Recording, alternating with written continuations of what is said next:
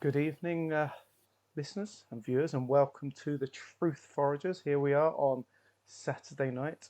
It is your usual host of the podcast. It is myself, Dickie Waghorn, and I'm here with the man, the myth, the legend, Rick Bishop. Good evening, Rick. How are you doing? Uh, I'm very well, thank you. Very well.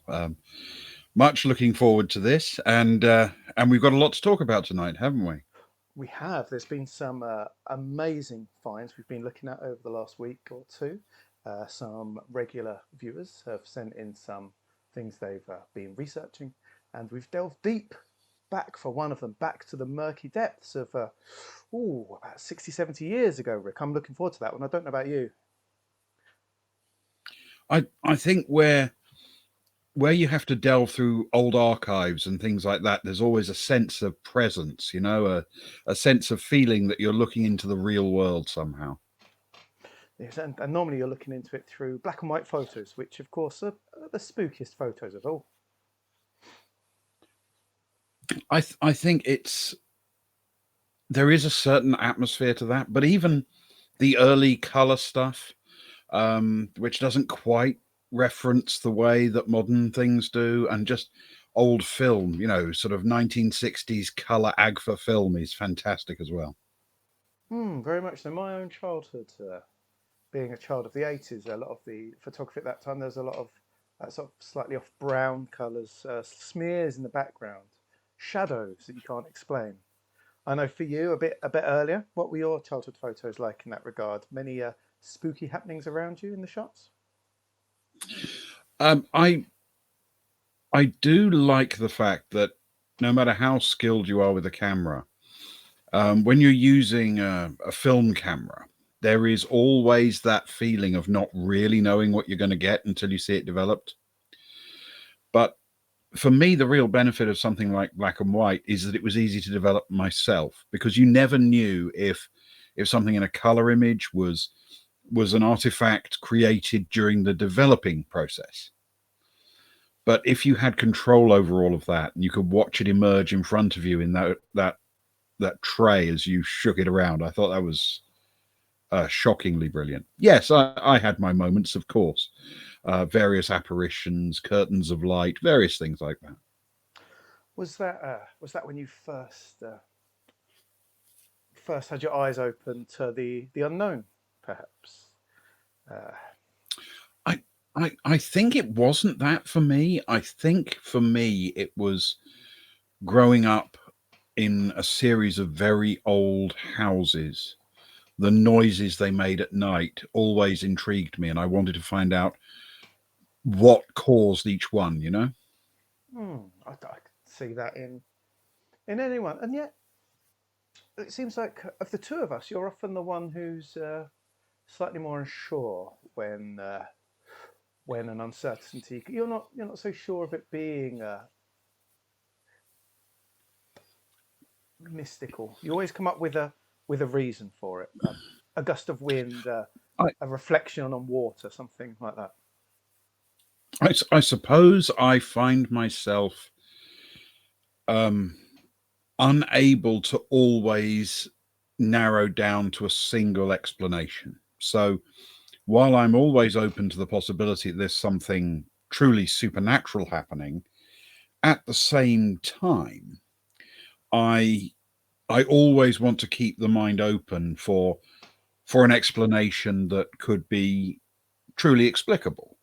And a lot of the things I've seen, I find myself torn between those two worlds, where I could sort of look in a science book and see an explanation for something, but I can't prove that it's that.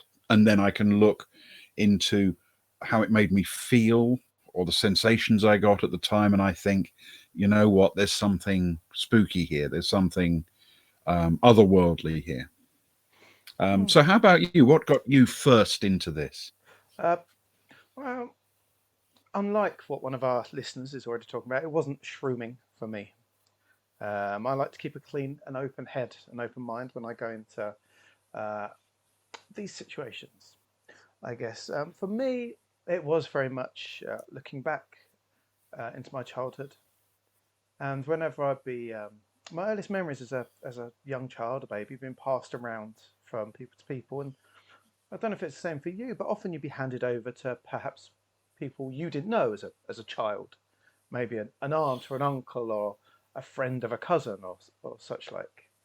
And there were definitely Hmm. times when I found myself in situations that I couldn't explain.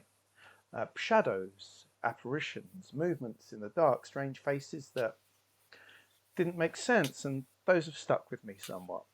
So I truly believe there is sometimes a spiritual, sometimes a spooky, the unnatural uh, behind those things. And you know, memories are memories. You can't be 100% on these things, but for me, there is something. You know, you can't explain everything, Rick. After all, Hmm. If your mind isn't open, you miss a great deal of that which is around us. But if it's open to everything, then you have no ability to discriminate, do you? You can't sort of rule out that which is simply impossible. I think that's a very good way of looking at it. Our, our listeners right now, in fact, have bounced in two different directions. I don't know if you're keeping up with the chat at all, Rick, but Kelly is opposite. She believes in the scientific, but wants to believe in the supernatural. Whereas Sock Fiddler, Mm.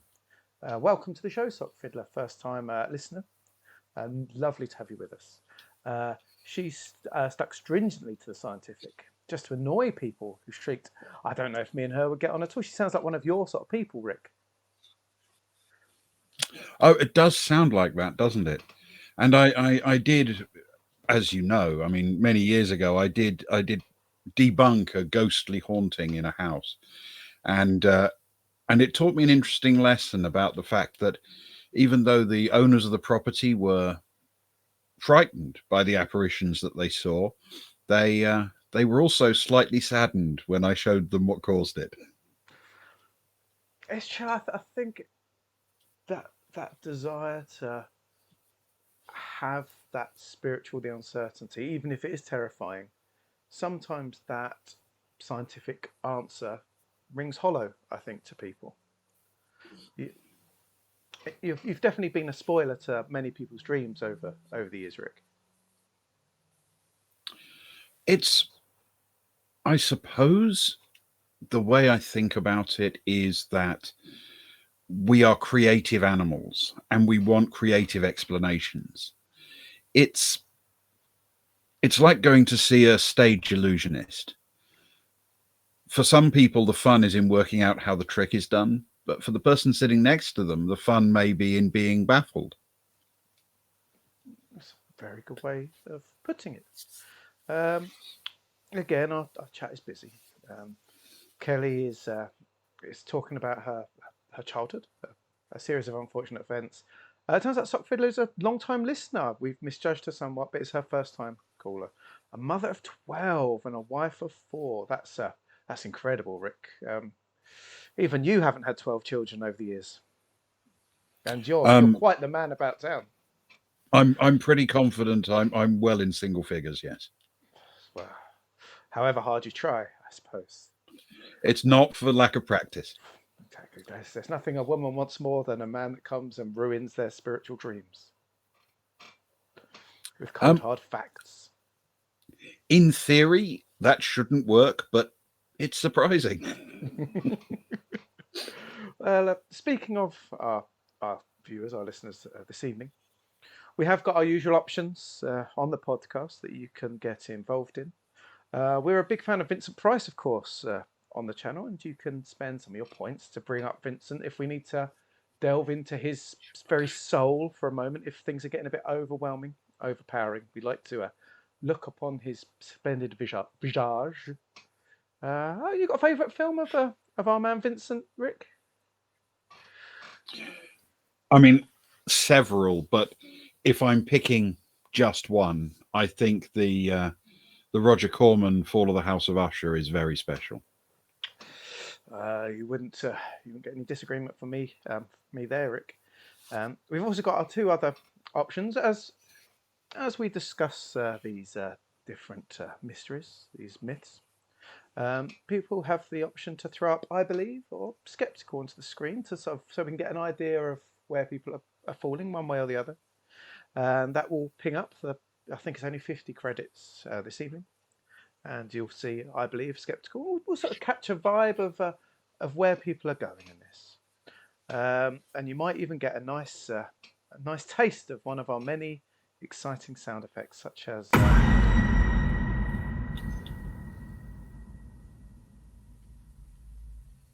For important moments. But first things first, we've not got long, Rick, before we are joined by our special guest for this evening. She is the truth hunter. It's Philomena Soto. I've never been able to say her surname. Soto Voce? Soto Vos? What are you thinking, Rick? I've always said sotto voce. Soto Voce. That's because you're a fan of the opera. I am. In fact, the one area in which sotto voce literally does not and cannot exist.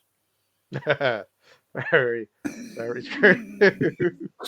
Because everybody really belts it out in the opera. exactly right. But she'll be joining us. She's bringing her own mystery for us this evening, which is quite a treat.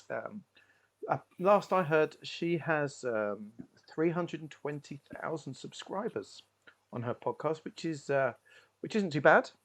It's a treat for us to have with us. Very respectable. Of course, it looks like we have few here, but that's because this is Twitch is very much our tertiary way of spreading the message, isn't it, Rick? We have far more subscribers to our handwritten newsletter that goes out monthly. There is an analog community out there that must be served.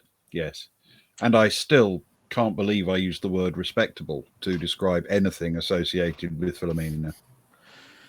Well, I know that you're not 100% certain with her methods and her angles, but she's a fine woman, an intelligent lady, and a woman who believes, and I respect that a lot. But anyway, without further ado, shall I introduce you to our first tall tale mystery of this evening, Rick? Are you all ears? Absolutely. Let's have a go. Fantastic.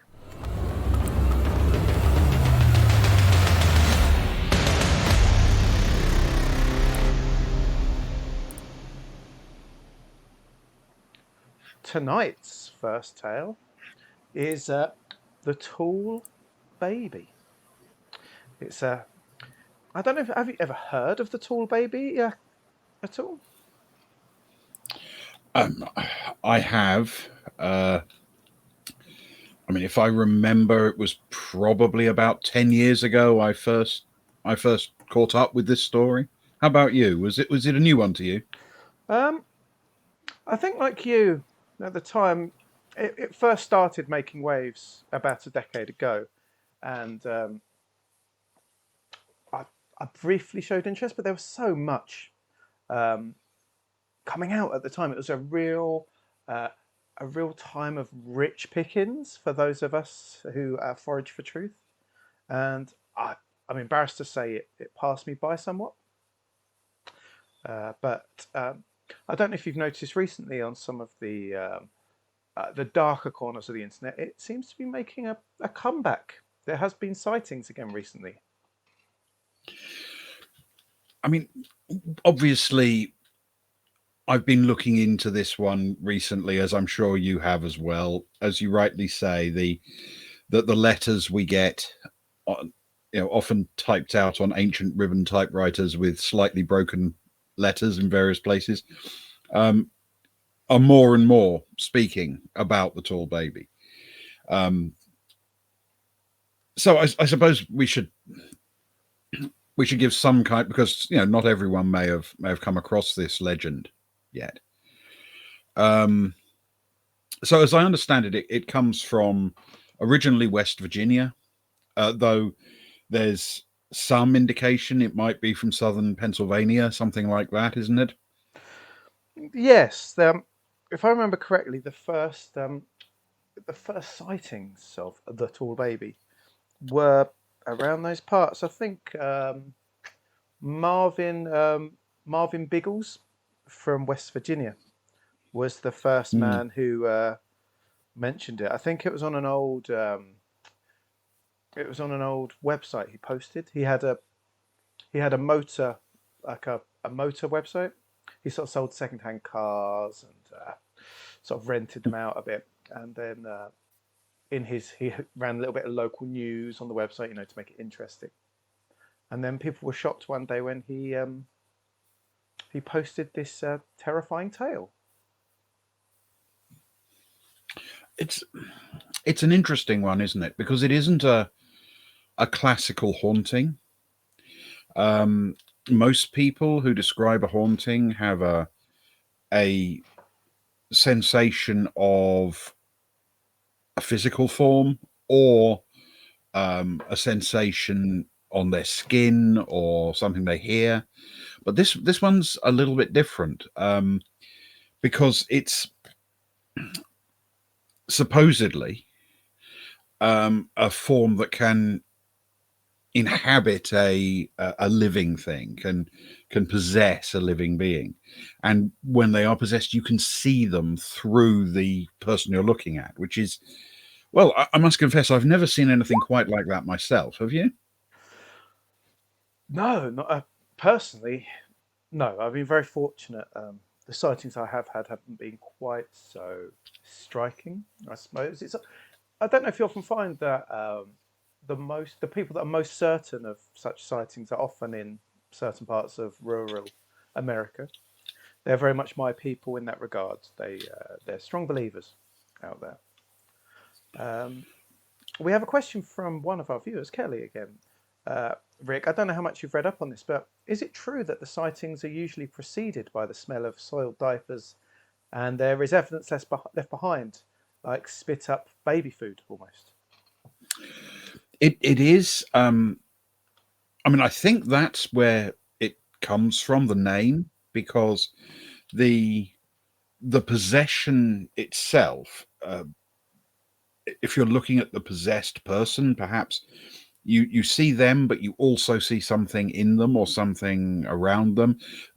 People's exact descriptions do change, but there is this repeated refrain of a very strong, unpleasant smell just before it arrives. And sure, the material left behind, people do talk about it being baby food, but it could be any sort of fairly gelatinous thing, couldn't it? I mean, I'm not aware of any laboratory actually being given any to test. Are you? Um, I would have to agree with you that none has ever made it to the laboratory, but there have been photos of this left behind baby food. Marvin Biggles definitely left some on his website, and when there was that big rush of the tall baby sightings around the 6 months after that first sighting, there were definitely a few photos of it on the floor. I believe someone took a photo. They'd gathered it into an old milk bottle, and there was even a picture of someone crouched down over it pointing. If you remember that one, that was a bit pixely around the edges, but we were still in the early years of good phone photography at the time, so it's understandable. But it seems that maybe, I think it adds to the I guess the otherworldly nature of it, that quite often this baby food sort of dissolves and breaks down often within 24 hours before there is a chance for people to properly scientifically examine it. Well, this is one of the things that seems consistent in the myth. Nobody has been able to get any of this residue, whatever it might be, into a place where it can be examined. The bottle you describe, allegedly, when they took it out of the bag, was empty. And to me, that seems more like a miscommunication, or bringing the wrong bottle, or that the material, because if it's volatile enough to escape from the bottle, then it couldn't really have lingered on the ground long enough, surely. No, of course, and I think that definitely supports the theory that I guess if it is that whole situation, you would expect evidence to dissolve incredibly quickly. And so for me, the fact that everyone told a similar story about it does side more towards the possible. Af- I mean, I do take your point because obviously multiple stories that are very similar do point towards a consistent phenomenon. But there is the other side, which is that when this story broke big, we were in the era in which people already knew there were stories out there. They knew there were myths out there. They knew there were legends out there. And sometimes when I see a story that's essentially a replica of one I've already heard, I tend to doubt that it's an original experience. It's as if somebody else told the same story at a party, and then someone at the party thought, "Oh, that's cool. I'll put it on the internet," and didn't realize that what they were therefore doing was providing some kind of reinforcement for the original tale. It just smacks to me that the lack of physical evidence in a case where it's famous for having physical evidence, it's one of mm, the key things that strikes me as a little bit suspicious. So my guess is that the physical evidence they were seeing probably wasn't actually real. It may have been part of a delusion, or it's possible. I mean, of course, it's possible that it is something so otherworldly that it just can't be easily contained. Interesting point. Chat has been weighing in as they often do, and they've made two very good points which do tie into the story. And I'm sure Rick, you've heard um, this proof. I'm going to call it proof for now. You know, I'm open as always to changing my mind. Um, but one of our listeners did say that she woke up with a massive off-white muslin square over her face and her ears ringing, like someone had been screaming for hours. She asks, "Was it a sighting?" And if you remember correctly, that um, when there's this over the last few months, when there's been a reignition in this tale, that was very much one of the side effects, I suppose, of this. Certainly, I mean the muslin. I don't think I'd heard before, but it obviously could be connected. But the fact that the story, the tall baby, where it happens, you can clearly see that some people are very susceptible to it, and they do. I mean, there are witnesses of people screaming for hours in their sleep and being unable to wake. So that part absolutely fits. It could well be not literally a sighting, but certainly an encounter. Yes. And the other point made by another viewer is, and I think this goes back to a decade ago, and I think it was found in county records at the time that there was an increase in fertility rates in the neighbourhoods that the tall baby had been sighted in. That there were those close to those who had spotted the baby were falling pregnant at a much higher rate. That's never been fully explained, has it, Rick? It has not. And obviously, with my scientific hat on, I could point out that in rural communities, if people are sufficiently terrified of going out at night, they may turn their attention to other comforts, and that could lead to rising fertility rates. But um, realistically, I can't possibly assert that that's true. It could well be that this thing, whatever it is, has a clear impact on fertility. Hmm. Very. It's, for me, that was one of the things that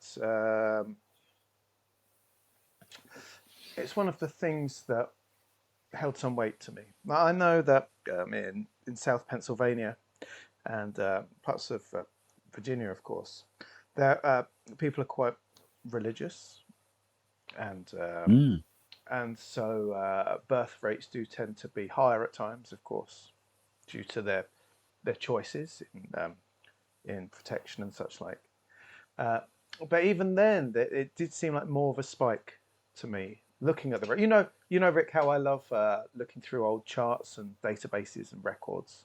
Of course. And there was a definite spike that, still for me, yes, someone like you could explain it away somewhat, but I don't think you can prove it definitely false. No, and without some form of real research with the possibility of bringing real recording devices, real equipment, but though it does seem to be localized to one region of the United States, it's still a big area. You could spend your whole life wandering that area and never encounter it. So it's hard to see how we'll get definitive answers, except possibly by luck. Somebody happens to have the right equipment in their hand when they encounter it, and that could always happen. Do you think there's anything significant about that area of sort of the southern Pennsylvania, northern West Virginia border? Is that an area that you think is uniquely important to this story, or would you suggest it's somewhere that's likely to attract all sorts of inexplicable phenomena? I think it's a geographically very unique area. Uh, I would say it's ideal for spiritual or otherworldly sightings. I think the makeup of the landscape and the space there is so vast, as you say, and wide-reaching and varied that people can easily become confused and lost. And I think when our emotions are running high, our fears maybe, sense of being turned around and not quite sure where we are, that is often when the otherworldly come to us. They like to reveal themselves to us, show themselves fully to us in their natural state, and often it can be quite emotionally touching. It is beautiful countryside. I visited some archives there and some old inns there some years back, and it is a lovely place to be. The mountains in West Virginia are stunning, and the river gorges across the sort of western part of the southern Pennsylvania plains are remarkable. They really are. And it is, because of the terrain, of course, it breeds little isolated communities which aren't visible from each other. They're just around the next turn in the bend, or down a slope, or up a slope, or over a mountain, and that does breed this sense of being apart from the busyness of the world, I think. There are there's quite a large goat population over there, which ties in with a story that one of our listeners has told us, that their third husband's sister's best friend's goat was immediately pregnant the morning after their owner had a sighting. Do you believe that when these spiritual, otherworldly things come to us, that they can also leave their seed in the animals of the ground and the birds of the air, perhaps? Or do you feel that that's just by chance? I mean, it's one of those questions that's very hard to answer, isn't it? As far as I'm aware, there's been no direct sighting of a possession of an animal by the tall baby. But perhaps that's not. Perhaps that's more of a classification issue. That the creature, the whatever it is, looks like a tall baby when possessing a person, but might look like something completely different when possessing an animal. Who knows?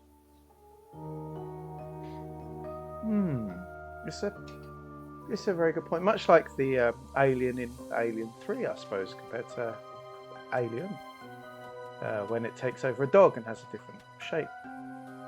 Perhaps the tall It's baby possible. becomes the tall kid, for all we know. Indeed. I mean, you've obviously looked into this. Do you think it's possible that the tall baby could possess an animal, could interact with an animal? And is that interaction necessarily a part of this fertility spike, do you think? It's a very good point. Personally, in my readings, I've heard very few things about the possession of animals, but this may be going on willy-nilly because, of course, there are many animals out in the fields when humans aren't around. The tall baby may be far more prevalent than we could ever know. I think if we started delving into that would be a whole series of podcasts on its own. For me, you know me, as much as I love animals, I'm much more caught up on the human condition and what it means for us as people and as a society. What do you think that the tall baby's re-emergence means for modern society right now? Things have changed a lot in the last 10 years. And do you think people will take to it in the same way as they did previously? I don't know if these legends ever technically go away, but they certainly have a period of time where everyone's talking about them, or at least everyone in the community is talking about them, and then they fall out of favor just a little bit, and they disappear for a while, and then only the local community, where it's really important to them, speaks of it. That they're 10 years ago, 9 years ago, you could have had conversations in a bistro in Paris that could have turned to the tall baby. Nowadays, I suspect you barely find anyone even as close as Pittsburgh who'd heard of it. So, it does have a natural ebb and flow, I think, the way the story works. So, our time on the tall baby is up. We've got much more to discuss this evening, but I hope we've given you food for thought, dear listeners. But Mr. Bishop, as always, we finish the section with a call out to each other and to those in chat. The tall baby, do you believe, or are you still skeptical? Aha. Well, I'm on the fence a little, but I have to say, on balance, I'm skeptical. A very common response from you, Rick, it must be said. I myself, I'm a believer. I'm very much a believer generally, and this recent return to sightings of the tall baby has been very interesting. But for once, and it is rare, I also remain skeptical. I'd like to hear a few more months of sightings, and for me, the clincher would be some of that baby food to actually remain for a little longer. I think that would change everything for me. It's certainly something that would make a big difference for me as well. As would, I suppose, a new sighting bringing more information rather than just a rehashing of what we had before. Things that are real, you tend to get a little bit more revealed with each new encounter, if you know what I mean. Yeah, absolutely. Well, our viewers have definitely had their heads turned. There's an overwhelming belief that they believe. Well, that's excellent. Perhaps if enough people are interested, particularly in the area where these sightings happen, we will get some lovely new evidence. And We do love evidence on this channel, second only to hearsay and rumours, in my own personal opinion. Hearsay has a particular place in our hearts. It's true. It is. We are built on hearsay. Now we've this next section. I've been very excited for since I've managed to finalise it, Rick. I didn't tell you until today that we were getting her. Is there anything particularly from Filomena Sotto Voce's past explorations that you find particularly interesting or exciting?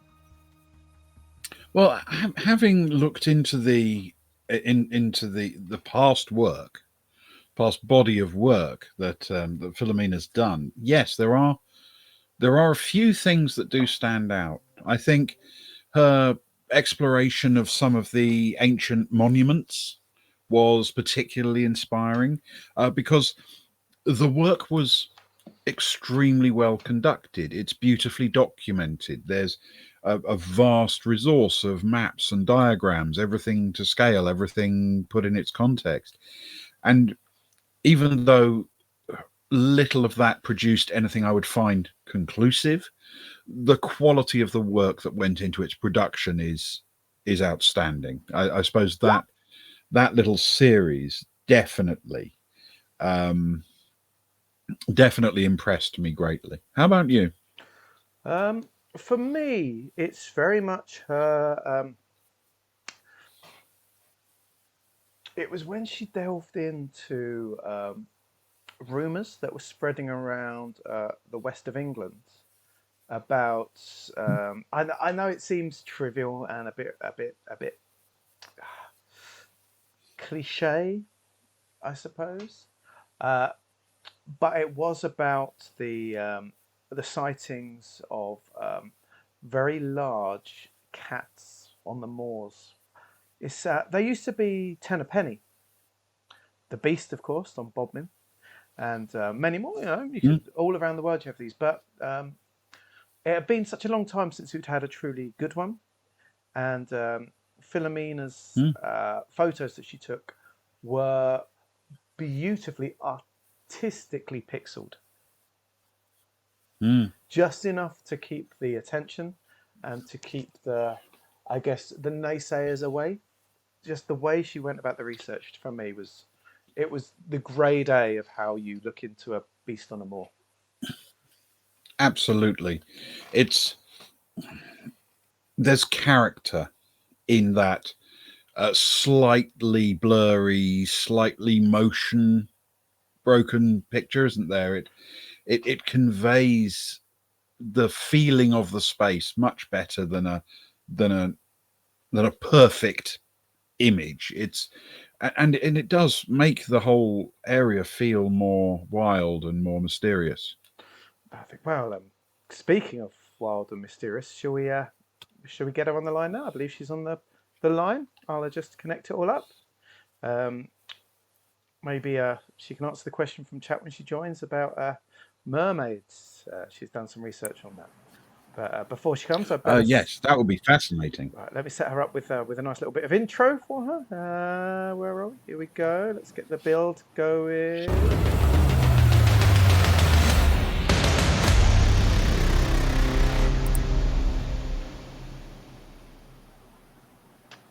Ladies and gentlemen, Truth Foragers, I bring you the Truth Hunter, Filomena Sotto Voce.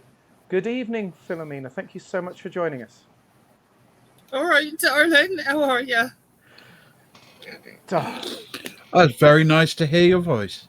I know. I've been told I sound a lot like Pam Ayres, but honestly, I don't know what she's got to do with anything these days. It's you could well be right. So yes, the mermaid expedition. Well, that was an interesting piece of work I did, because really, I was just having a nice holiday off the island of Lesbos when a fella came up in a rather dandy snorkel mask, and he asked me if I had any interest in seeing an underwater monument that he had discovered, and I said, why not? And off I went. And we ended up going underwater for quite some time. And then there were indeed mermaids. And what I discovered of particular interest is what I've come on the show to talk to you about today. Okay. This is something, Rick, that I've been delving into the last few days. It's potentially a game changer. I think this may be the thing that turns you over to true belief once and for all. Please, Philomena, please fill us in. I have quite a strong. At the moment, it's an hypothesis, but I'd like to upgrade it to theory by the end of the year. I think I know what happened to the lost city of Atlantis. I think I understand why it ended up sunk in every way the word can be applied to it. Well, Philomena, Atlantis would be an astonishing discovery. So, I mean, could you give me some insight into how you got started on this journey?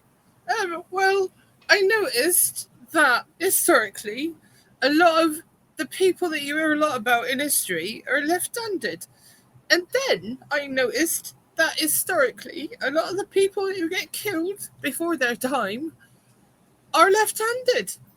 And I noticed that a lot of the people that do the killing historically are right-handed. And I thought there's got to be a link there. And it turns out left-handed people have been persecuted through the centuries. Wow. Philomena, you yourself, you're ambidextrous, I believe, or at least professionally ambidextrous. I don't want to make it political. But I've read that you were brought up in a family of one-armed people who all they had was their left arm. Is this something that's been a very personal quest for you? Well, see, what happened was really my dad didn't have a left arm and my mum didn't have a right arm. And so I had to sit on both arms to keep them both happy. I see.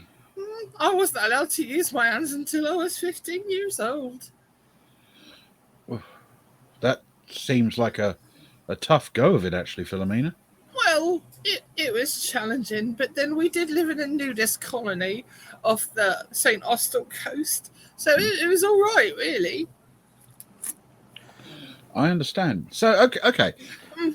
I'm just trying to picture this. Nudist colonies do have their knockers, Rick, but I've heard they're a good place to grow up.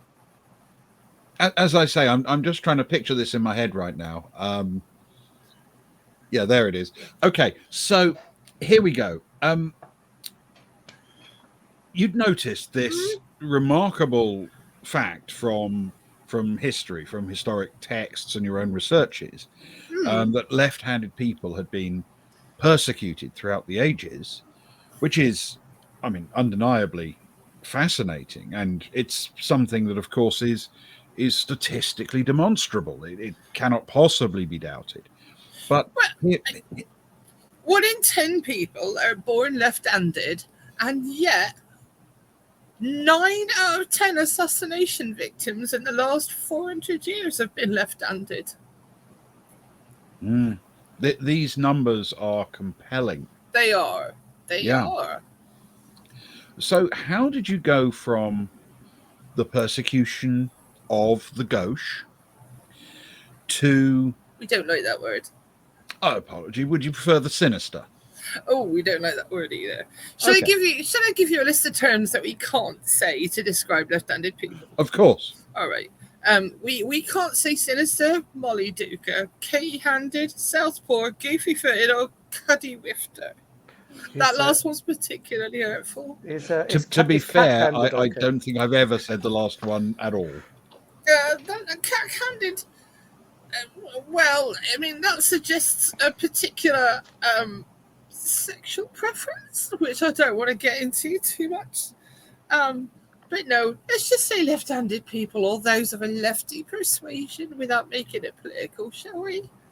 Of course. The leftage among us Leftish is all right. Leftish. That's good. Yes, happy with that.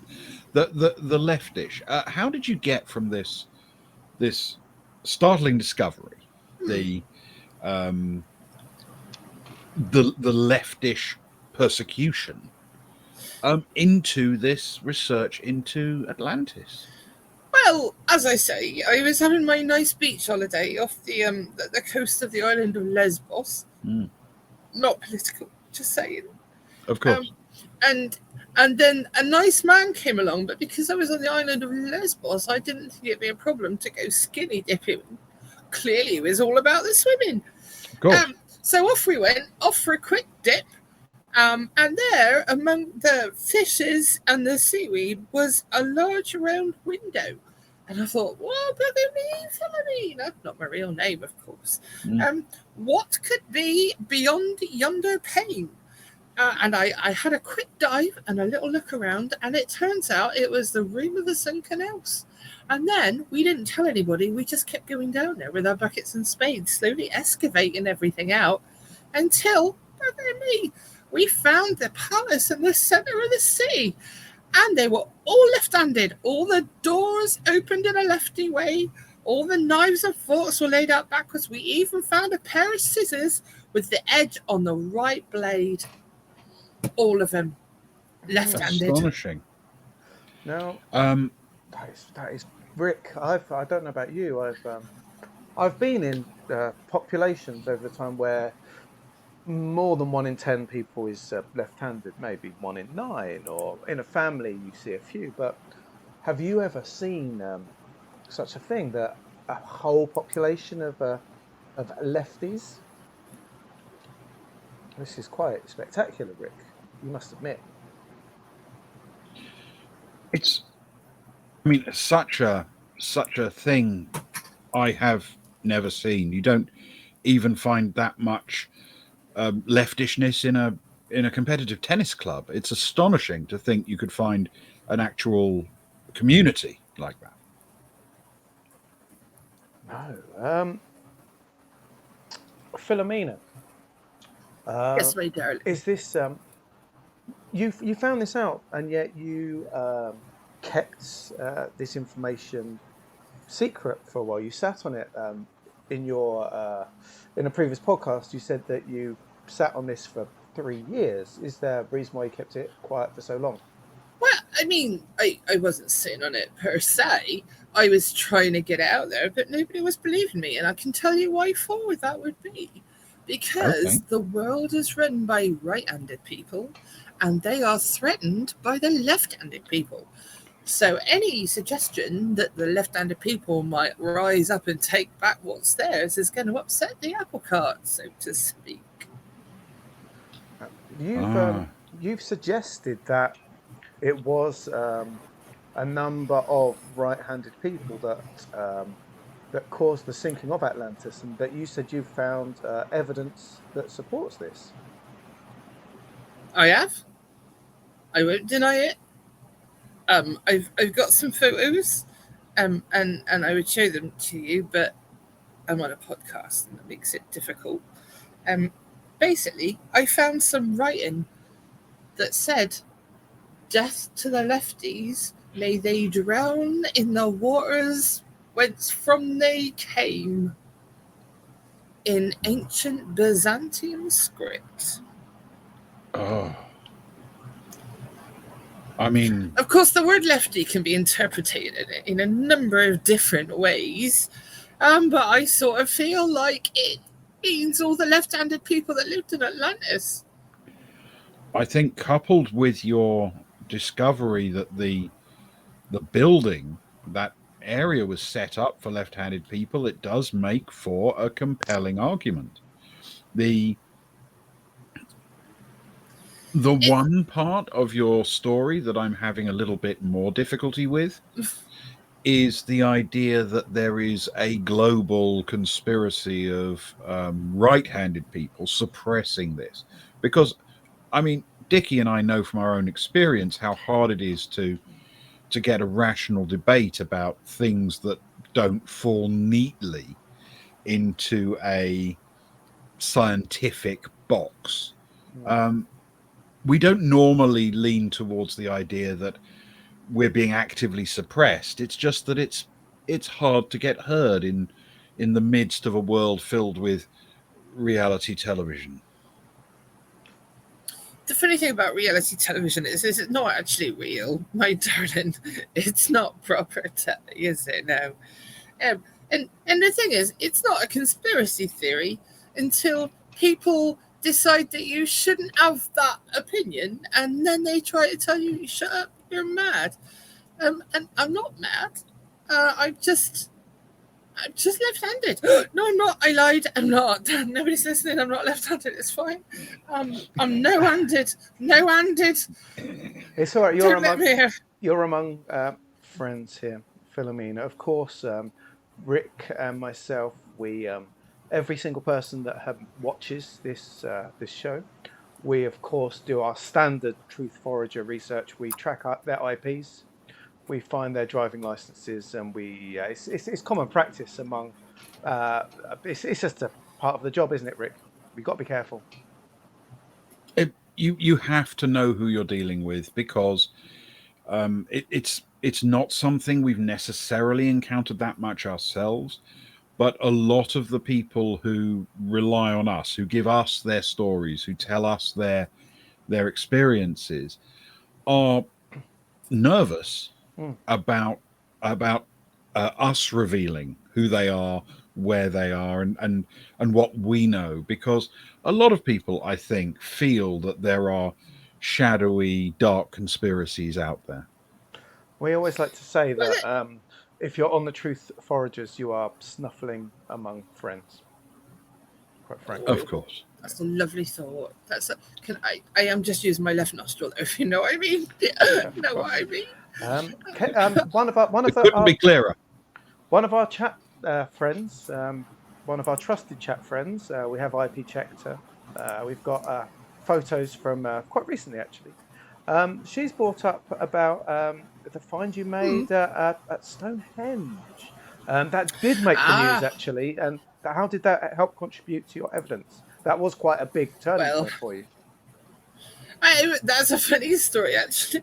So it was the 20th of June, and my mate Daisy said to me, "Oi, Philomena, not your real name, is it? Let's jump on the M4 and go watch the sun come up over that pile of stones in Wiltshire, shall we? Let's go. I was like, all right, Daisy, calm down. Let's get some scrumpy and get going. And she's like, no, you can't take scrumpy. It's not even the season for the apples yet. So we just had to buy some Strongbow, and in the car we got, and off we went. Anyway, 7 hours later, the sun had come up and all the hippies had gone home, and there was me and Daisy just lying in a stupor in the middle of the circle. And would you believe it? If you walk around them the other way, like anti-clockwise, the left way, they make sense and they tell you a message about the world. And that's how we did that. And of course, I didn't tell the news about the Strongbow. We lied and said it was Thatcher's. We wanted to sound a little bit more upmarket. Of course. Yeah, I mean, you don't want to be drummed out of the West Country. So this actually is sounding like the edge of something interesting to me, because I'm pretty sure if you were to visit just as a regular tourist, not someone like yourself, not someone seeking truth, I'm pretty sure that the standard route they direct you around Stonehenge is in fact clockwise. They clearly choose to send you in a direction where this particular experience would be denied you as a tourist. They even call the first stone the 12 o'clock stone, don't they? It's remarkable. I think you're onto something here. I think this is. I don't know how it all fits together. I'll absolutely accept that I have my limitations. But the biggest thing is that little pieces of the puzzle do seem to hook together, don't they? I'm telling you. I'm telling you, if you're a left-handed person, you're in danger, my friend. Tell no one. Tell not a soul. Do you want to know the people who died under mysterious circumstances? The list is endless. Mozart, Marilyn Monroe. Honestly, all of them. Every one of them. Except, what's Ned his Flanders, name? Ned That Flanders in actor- The Simpsons. He died Left-handed. tragically. Yeah, left-handed. Yeah, Mm. all So, of them. so you're saying, if I'm right, Philomena, to bring this into land, as it were, you believe in a global conspiracy against leftists. That this came to a head, I suppose, with the sinking of the city of Atlantis by righties, as the city of Atlantis was full of left-handed Well, people. also, I feel that Titanic was also a victim of the Sinistral conspiracy. I do, but that's another day. That's a whole other day. Oh, we look forward to hopefully reading more about it in the coming months. We do have one more theory we need to get onto before our break, Philomena, but I have been told by your agent that you're happy to rejoin us again a bit later on to talk about another theory that we've come up with recently that we've heard. Oh, maybe. My agent is also my brother, who has become left-handed in solidarity. So I'll have to have a nice chat with him and see what he's about. I don't entirely trust him because he doesn't. He goes for a chocolate digestive, which I find a bit objectionable. Oh, right. So, as always, as we finish off a section, Rick, Sinister Sinistralism, the conspiracy theory against the left. Do you believe, or are you still skeptical? Well, this time I will say I'm not on the fence at all about the underlying truth of this. I don't have any doubt that there has historically been an absolute oppression of the leftish community. I'm absolutely certain that's a critical part of human history that's hugely overlooked. And I suspect, however, that it is overlooked more through neglect than through conspiracy to this day. So I believe, but not necessarily in the current global suppression of it. Very good, Rick. It's a very good point, and I would tend to agree with you in it. I don't know if I see it as a global conspiracy, but I think that throughout history there's enough proof of different societies that are predominantly left-handed being destroyed, fought against, beaten down. I think for me the clincher was that Stonehenge is left-handed. That it Yeah, makes absolutely. it makes a lot of sense to me. That is definitely what sways me. If we look to chat for the final decision, of course, our viewers make the final decision on this, and they have gone for. Let's get the music.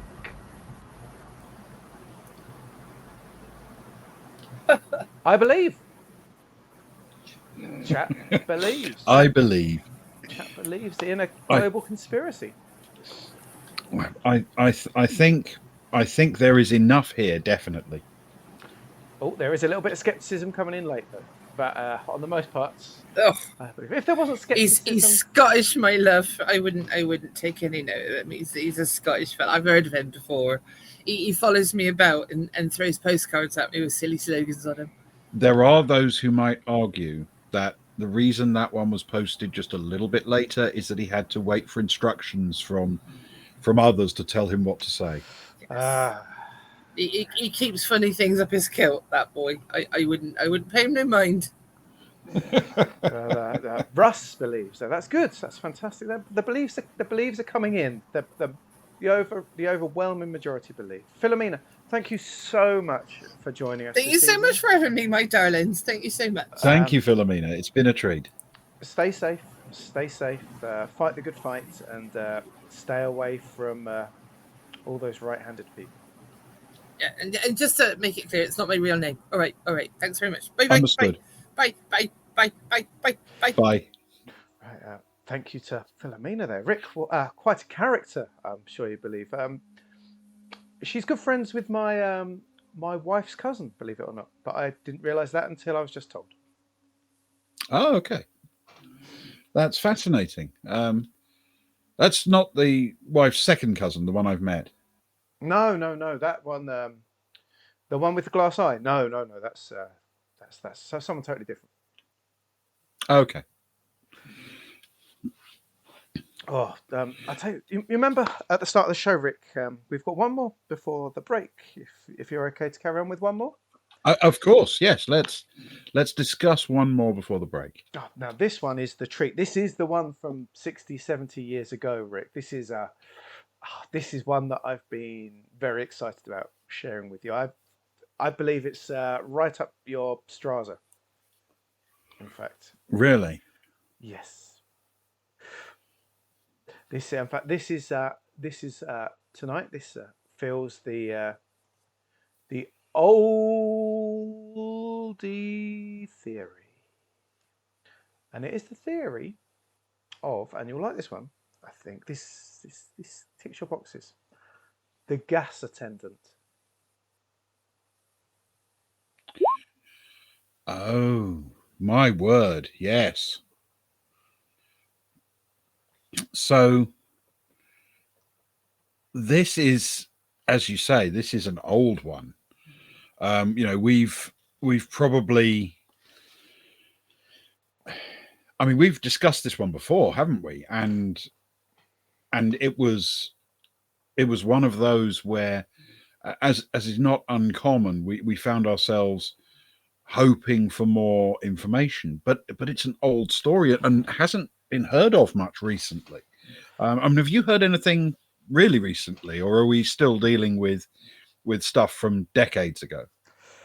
I would say that everything surrounding the Gas Attendant very much fell out of favour in the early 70s. I think, unlike the Tall Baby that's enjoyed a bit of a renaissance recently, everything is from back then. Those sort of 15 years from the late 50s to the early 70s were definitely the centre point of the Gas Attendant tale. I think the main reason it carries weight now is it has a large, for want of a better word, cult following, Rick. You don't have to delve far into the internet to really find a lot of interested people. And I think, is it 3 or 4 years ago now, somebody made a low budget independent movie, didn't they? Based on the story, based on the concept. Very much so, and it did surprisingly well. It was only released in a few, I think Britain only got it in a few cinemas, but it made very good money on its budget. It showed there were people that went and watched it 3 or 4 times, myself included. I must admit, Rick. I don't know about you. I caught it at a festival, I think, and then I ended up being given a copy on DVD a bit later.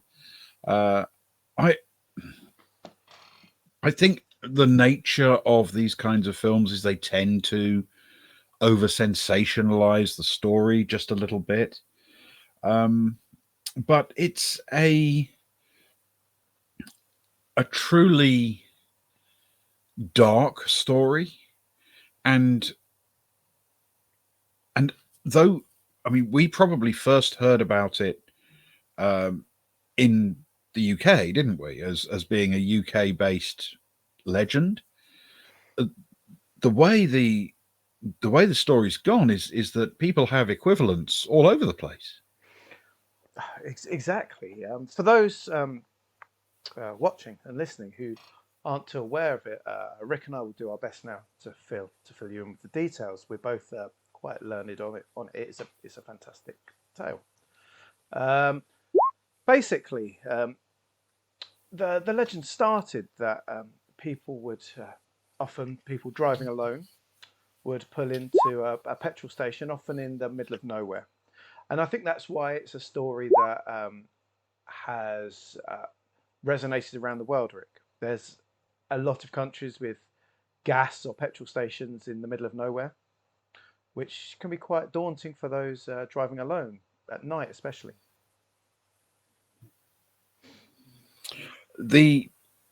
For those who don't know the areas we're talking about, in northern England, on the Hog's Back, on moorlands and what have you, you sometimes get petrol service stations that are just stuck pretty much on their own in the middle of nowhere, and they become little beacons of light that when you're driving at night you encounter.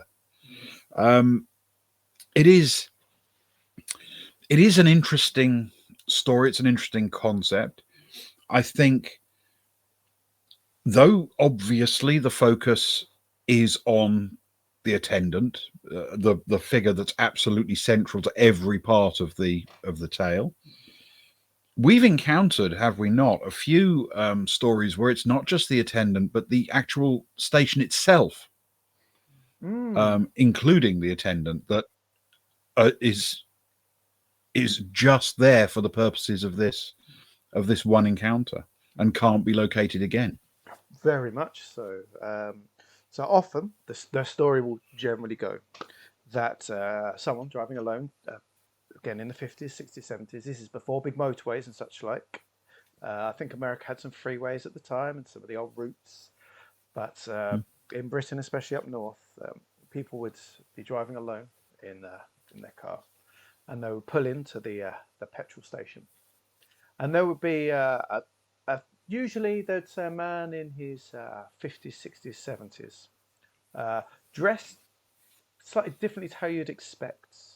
Very much like the photo. In fact, this was an artist's rendition. People posed for it.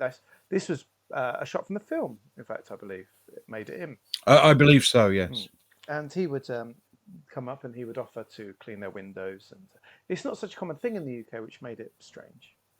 And he would fill their tanks with petrol and talk cheerily to them. And then he would ask them. It would always be the case. He would tell them that that he was fearful of his situation, and asked if they could drive him across just a few miles home. That he'd sort of missed the last bus or such like, and it was the end of his shift, and that he was worried that he would not get back to his wife and his dog. And of course, some would refuse, but those that agreed, that opened up the whole next part of the tale, Rick. Well, absolutely. So it's important to understand that, as far as we're aware, nobody who saw this attendant and interacted with them, and they didn't, for the most part, nobody felt that this character was in any way suspicious or creepy or anything. He came across as a really friendly character, but equally nobody had seen him before, even if they drove the road regularly, even if they often stopped for fuel. Nobody had seen him before. This, as far as we can tell, everybody who's seen him has only ever seen him the one time. They would follow his directions, of course. If they gave him a lift, he would tell them where to turn. And the story, of course, isn't entirely about the gas attendant. In some cases, the fuel station was a known one to them. In other cases, the fuel station only seemed to appear for this one encounter. The gas attendant would direct them away from it. And there are people who say, suddenly as you were driving away, you would lose sight of it suddenly, as if it sort of blinked out of existence in your rearview mirror. But you just sort of think, oh, that's because we went over a bit of a dip in the road or something like that. You don't automatically think that that's suspicious. And he would direct them away from the main road and off down a winding little dirt track for a few miles. And this, I suppose, is where people started to get more concerned, because eventually he would direct them to a place, and he would say, "Thank you, thank you very much, we're here," and he would get out and walk off. But the place he would leave the car, there was no home there, no habitation there, no sign of life. And it was at this point, usually, as they watched him disappear into the dark, that the car engine would die and they would suddenly find that they couldn't start it.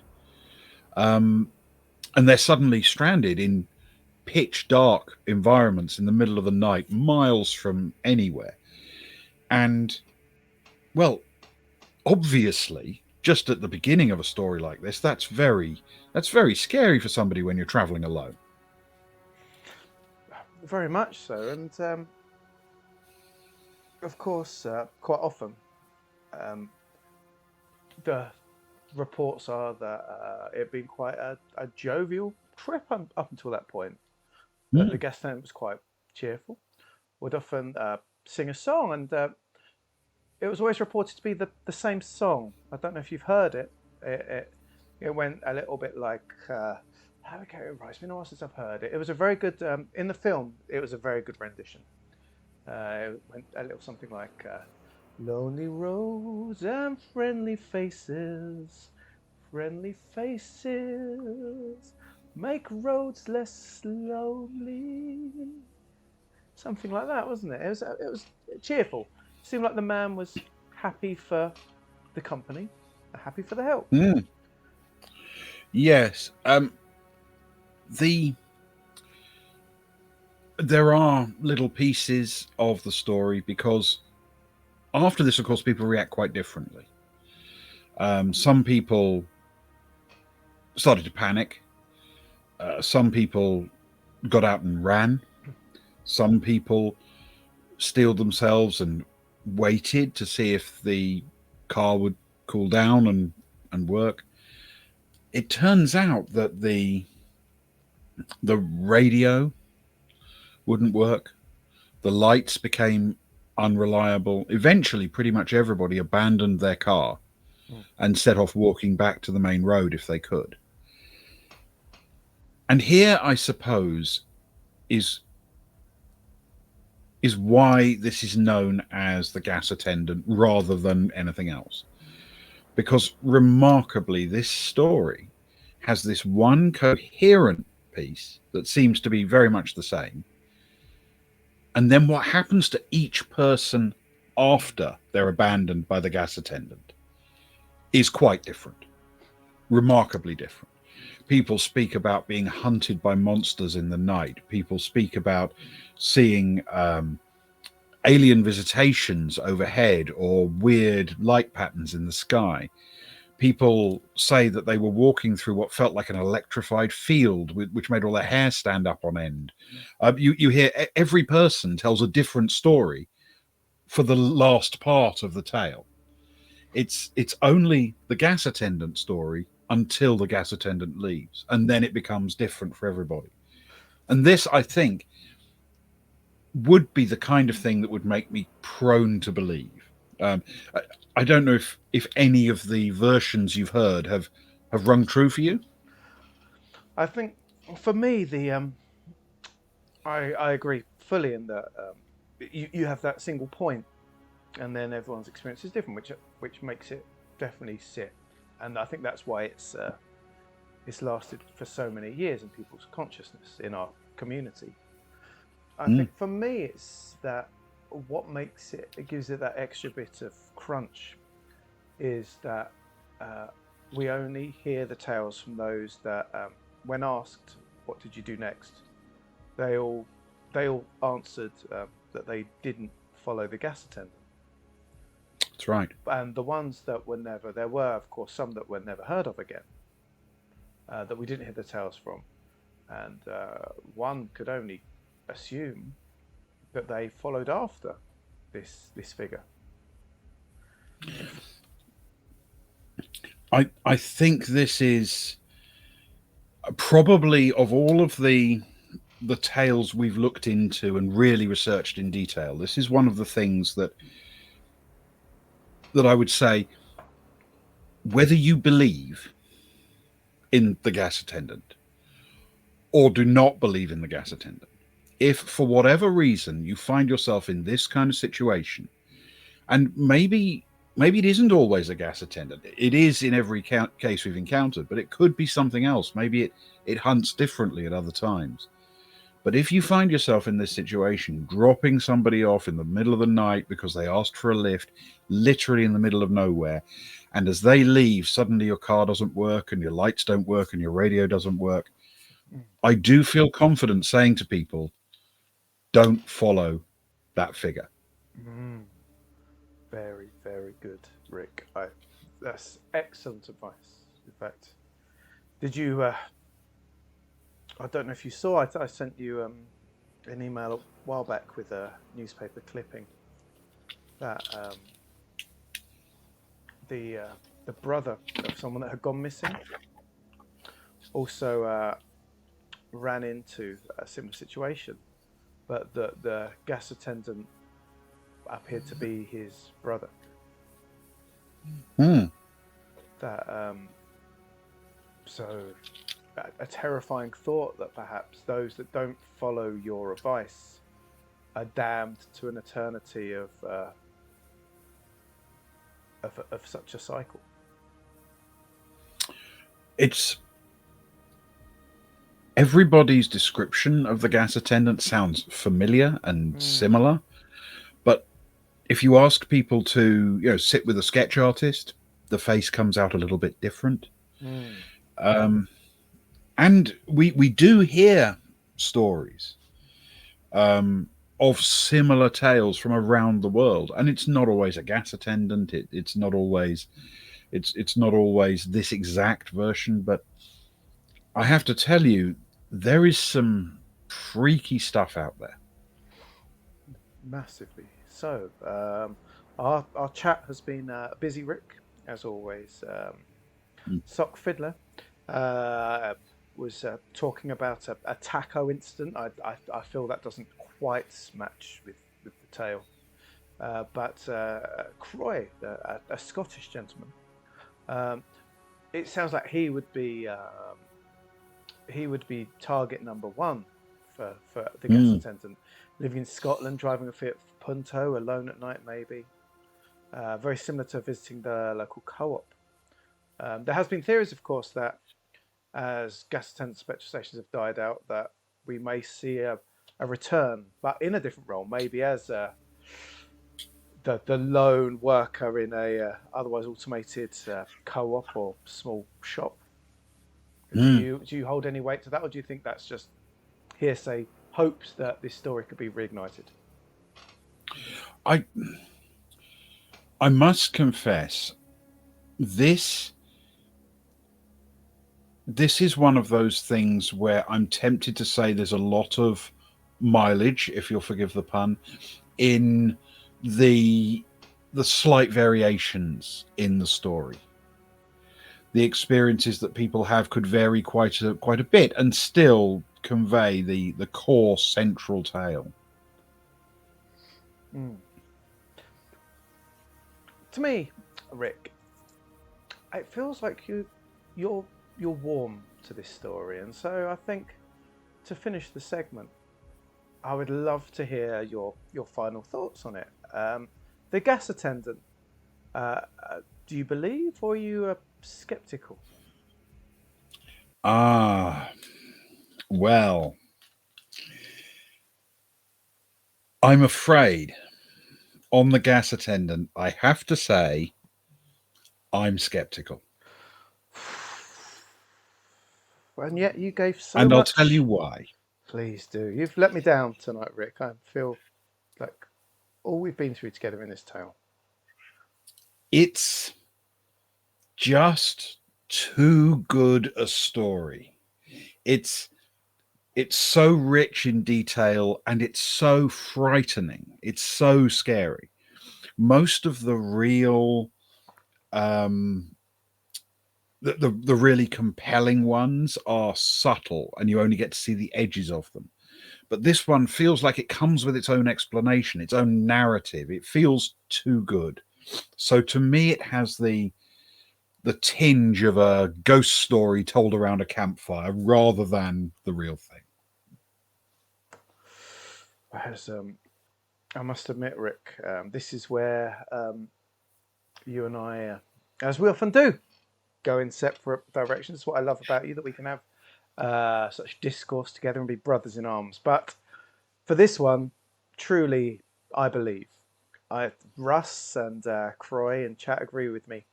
It's a beautiful tale, and yes, maybe Hollywood has taken hold of it, that it's become more than maybe it actually was. But for me, it's that different countries have a similar tale. It's like, the night terrors, the beast, the beast on your chest. Whether it's the witch in the corner or the black face. That being sat on your chest, unable to make you breathe, and yet every country has its own tale. For me, this is similar, and of everything we're covering tonight, in fact, for me, this is the one. I believe in the Gas Attendant, and I never stop for petrol when I'm alone, believe it or not, late at night. Haven't done for my entire life. And I respect that. I just can't bring myself to agree, I'm afraid. Well, that's what the Truth Foragers are all about. We put out the evidence, and more importantly, the hearsay and the whispers, and we make those decisions and leave you, dear viewers, to make them too. Rick and myself need a few minutes to refill our glasses and empty our bladders and such like. But we'll be back after the break for another couple, if you'd be so willing to stay around. Of course. Rick, of course. I've just been told that we do have a special guest joining us for our next theory after the break. We have a doctor with us, a doctor of what I don't know, but I've just been pushed a note by my assistant Nancy, and we have a doctor joining us, and I'm sure they will bring a lot to the discussions, and it's a perfect one. Fascinating. We've obviously encountered many doctors, some with the I suppose technically doctors because they have an MD, but lots of people with real impressive doctorates in ancient languages, mythology, research, archivism, and everything. Conspiracy theory. Very much, very important things. Well, Rick, be safe on your trips up the stairs and down the stairs again, and we shall return soon, dear friends, to snuffle for more truth truffles. Please don't go anywhere. We need your help in solving these unsolved mysteries. See you in a few minutes.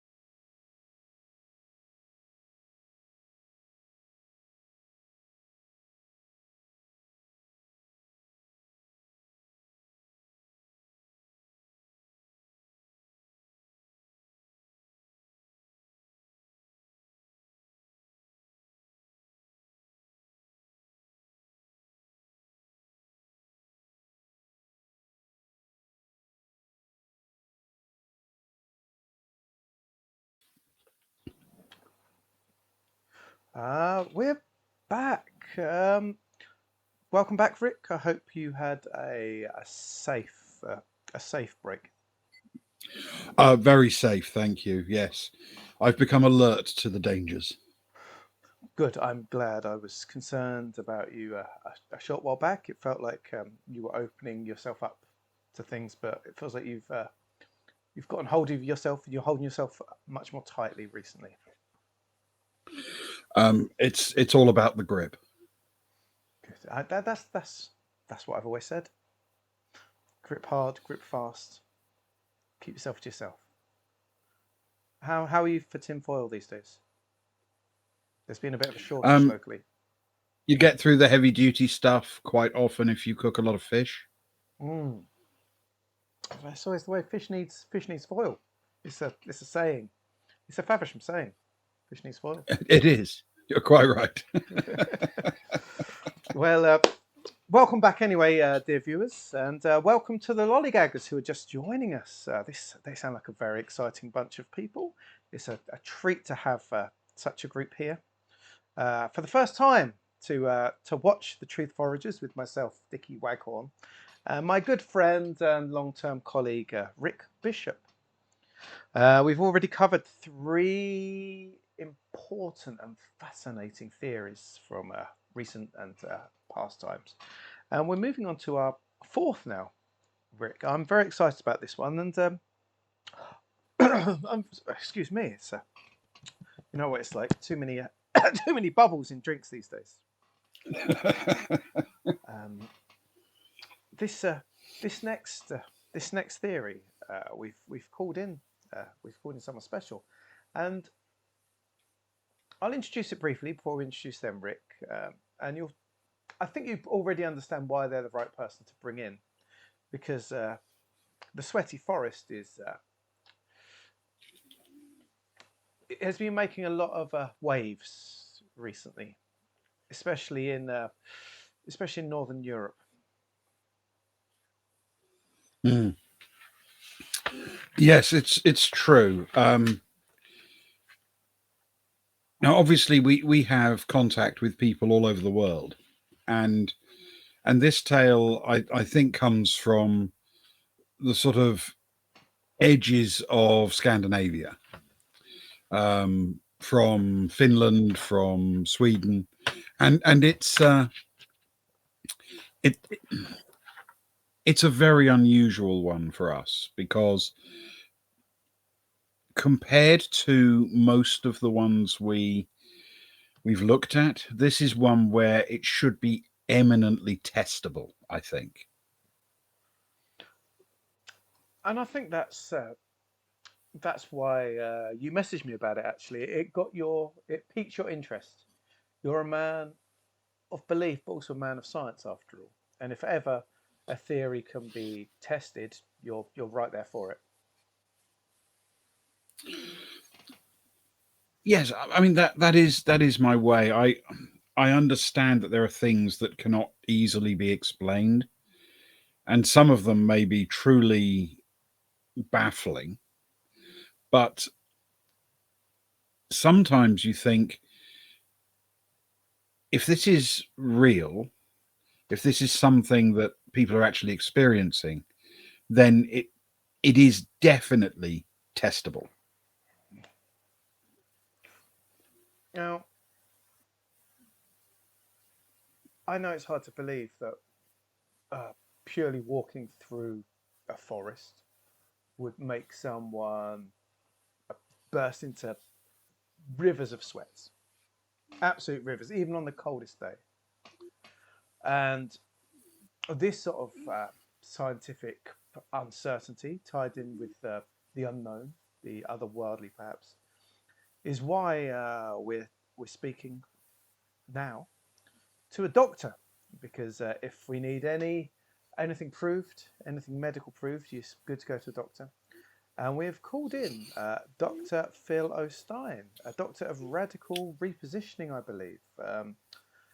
Dr. Phil, Dr. O'Stein, are you there?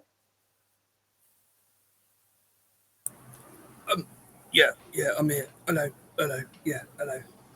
Thank you for joining us, Dr. O'Stein. I had to take a lot of time out of my schedule to make it tonight, but I do appreciate the opportunity to speak. So, as I understand it, and obviously you'll correct me where I've got this wrong. I will correct you. I will. Mm-hmm. Good. This legend begins with people walking through a forest, sometimes hunting, sometimes just foraging, or just moving from place to place, or just taking a stroll. And they enter a zone within the forest. It's not always in exactly the same place, but they enter a place where they suddenly feel they're in a very humid environment. It's like a sauna in the outdoors. And the way it's said, as I understand it, it's not just affects them; it affects everything around them. The trees will sweat liquid and run down their trunks and everything. But this doesn't seem to affect snow on the ground or ice, even though the water running down these trunks is apparently warm to the touch. I'm sure there are things I've missed, but that's the central thesis, isn't it? Yes, that, and there's a slight itching sensation, as if you've been wearing. I don't know if this has ever happened to you, but it's like you've been wearing a wetsuit far too long, and you started to maybe get a bit moldy, shall we say, a bit moldy within, and you can't quite reach the itch. And it has that sensation in a sweaty forest of not quite reaching the itch. Interesting, because from my recollection, that's also a symptom that you get in very warm, humid environments, isn't it? If you're in a sauna, that sort of prickling, itching sensation on the skin. Is it like that, do you think? I've heard, yes. I've heard it's a cross between that and being tickled by many tiny feathers. Ah. I assume we don't have an exact number of the tiny feathers. It's just Well, anecdotal studies have suggested between 75 and 94. oh, okay. Mm, mm. That is actually more specific than I'd heard. Well, to be fair, there's only one doctor in this conversation now. You're absolutely right. Right, Rick, Yes. Rick, don't forget your honorary doctorate from the University of Sittingbourne. Yes, I did receive a doctorate in the study of doctorates. I did my paper on the profusion of different categories of doctorate. I think I read that and immediately poo-pooed it because you only did English honorary schools, and of course you were still entrenched in the polytechnic system at the time. You're absolutely right. The quality of these honorary degrees, given that there's no associated study associated with them beyond that which you're prepared to bring, is frankly very variable. You had to pay £5 for the certificate, Rick. Don't you poo-poo yourself. Dr. Phil's doing It that wasn't enough just himself. that. I had to pay an additional £1.30 for the postage. Things cost. Second class.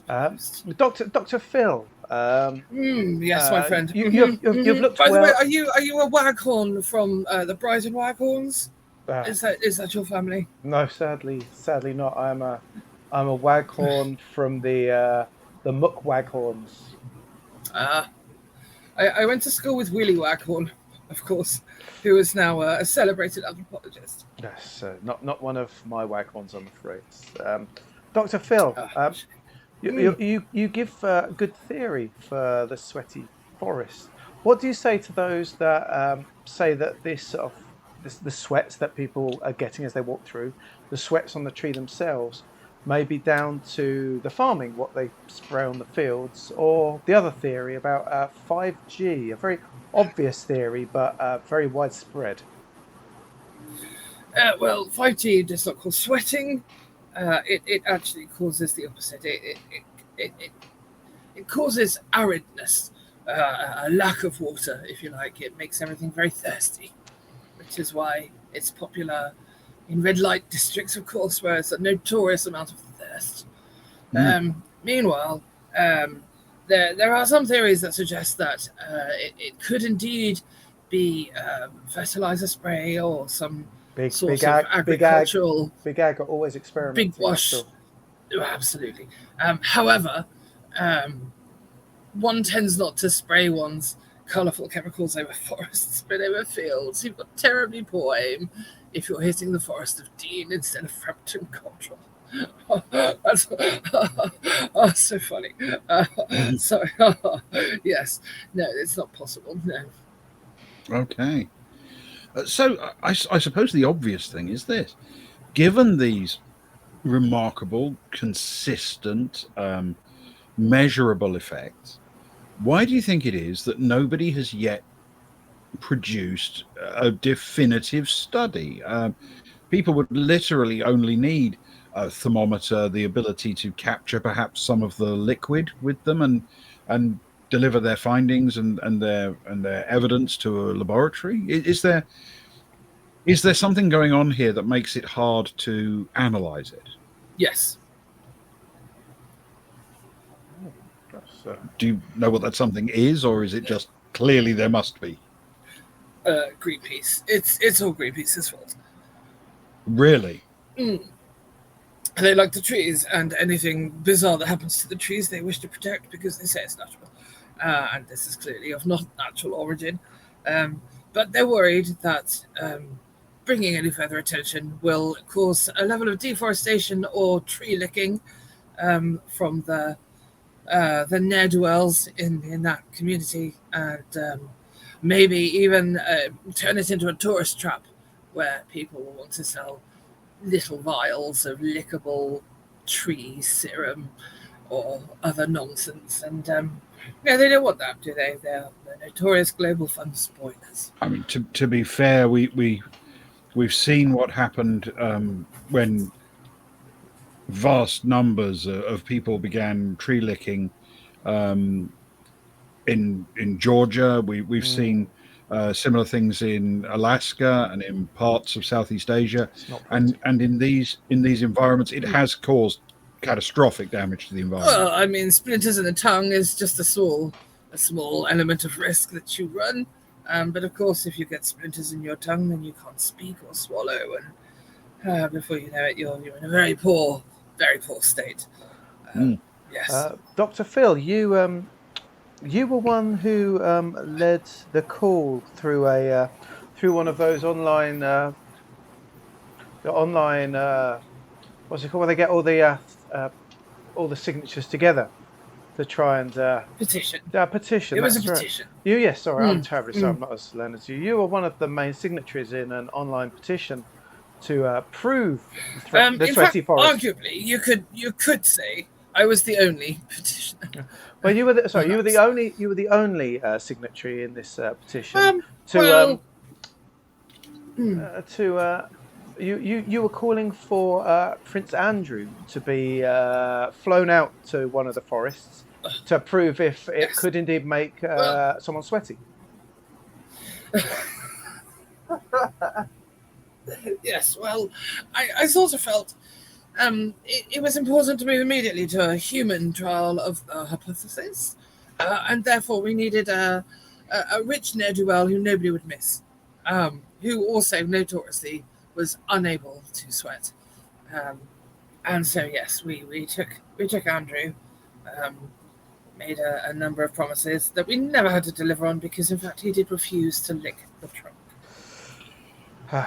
It's a shame. A man sometimes needs to put themselves forward for science. In fact, one of those in chat at the minute has scientific leanings. He said that he's heard rumours, and I think I've heard them as well, so I think there is some truth to it. If you get lost in a sweaty forest, you have to rely on the moss pointing south, not north, because the sweat forces the moss to grow on the other side of the tree to normal. Is this something that you've noticed in your experimentations? It's an interesting phenomenon because it does imply that somehow the sweat on the trees is in part magnetic or anti-magnetic, and so we're starting to think maybe it's allergic to magnets. So we are now making tiny ice cubes of tree sweat and chasing them around a laboratory with magnets, because they just don't like going north. Which, of course, the North Pole is north, and you can't make the water go in that direction, no matter what you do, really. That's astonishing.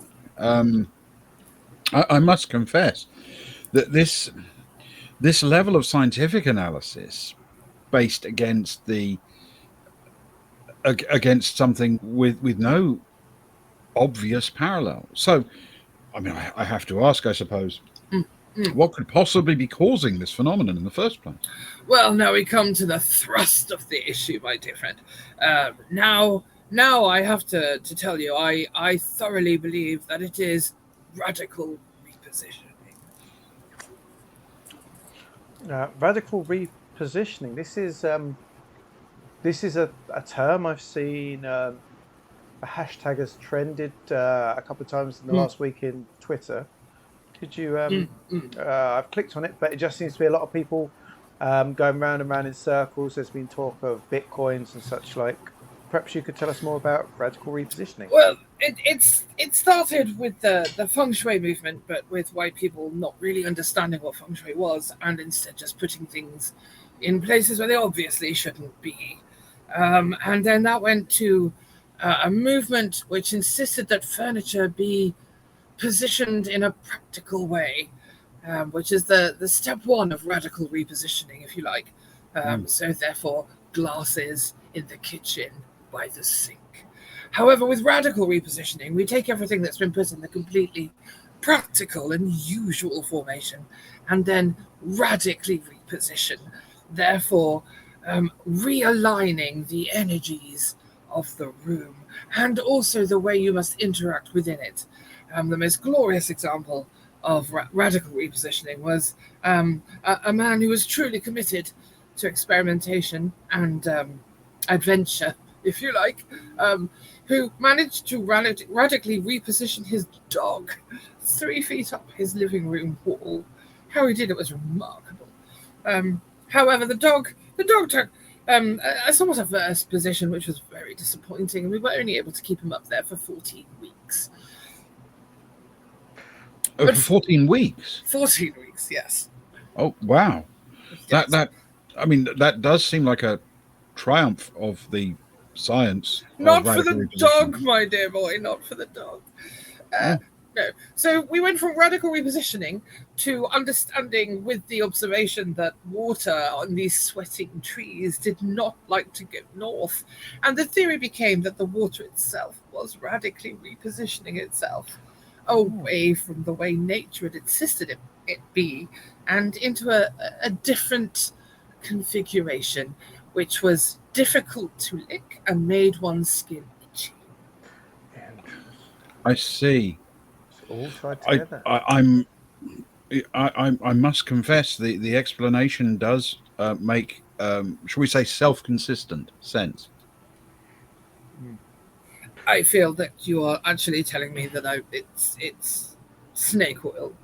Well, I suppose I do have a couple of questions. The first is, are you on any particularly powerful medications, like the ones that say you shouldn't operate heavy machinery or doctorates? Well, I don't find psilocybin really comes with any sort of advisory notice, does it? Right. However, I feel that without the powerful mind-opening substances that occur in nature, and indeed in said forests, one cannot truly access the truth of the matter. Well, that may, of course, be true. But I do feel perhaps it would be worth somebody approaching this very measurable phenomenon from a different perspective.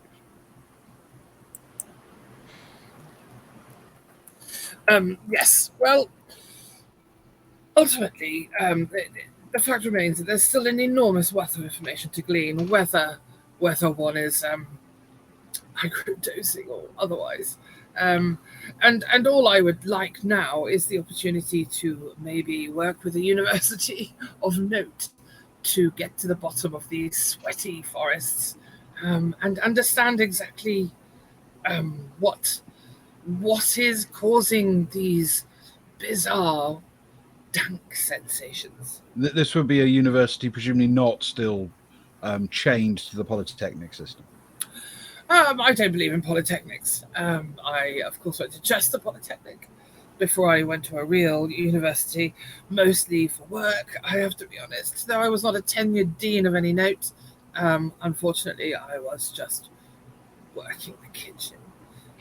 But that was enough experience to inspire me to take a noted scientific method and go and investigate this sweaty forest. Yes. Right, so I'm going to call it there. Dr. Fellowstone has been called away. I'm terribly sorry to the viewers for putting you through. My research has sold us short this evening. In that, Rick, I humbly apologise for offering up such a guest to you in our search for truth. Oh, don't worry about that. I still find the sweaty forest a compelling thing. I'm just not convinced we necessarily put the very best slant on it for our listeners. It's true. I feel like we got waylaid into all sorts of strange shenanigans, and well, the question still goes, I guess, Rick. Do you believe, or are you in the sweaty forest at least, or do you remain skeptical? I have to say, I remain completely convinced that the sweaty forest is a real phenomenon, but I am unconvinced that there isn't a rational explanation for it, shall we say. So I'm afraid on this occasion, I have to say I remain skeptical. It's an understanding stance to take. I myself will join you in it, and mainly because I I'm upset to state that I do believe there probably is a scientific reason for it. I don't think anyone tied up with radical repositioning has the answer this time. Sometimes they do. You and I have both used it in the past for placing glasses and dogs in the right parts of our room. Sure. It does hold I mean, more electrical power. glasses than dogs, to be fair, but yes. But when it comes to this, I feel that it was leading us down the garden path somewhat. That said, looking at the viewers, they've they've gone slightly differently to us. And if I bring in the music, as is always the case.